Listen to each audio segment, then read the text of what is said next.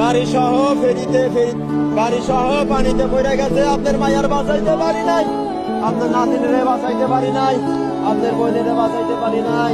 কত করে কইলাম আব্দুর রহমানের মা তোমরা বাড়ি থাকো,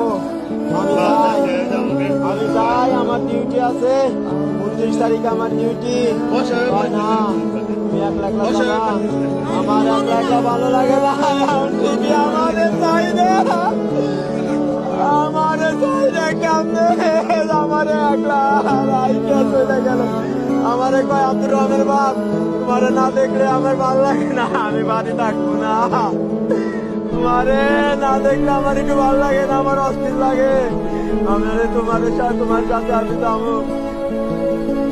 আমি কি করবো, আমি কি করবো আম্মা।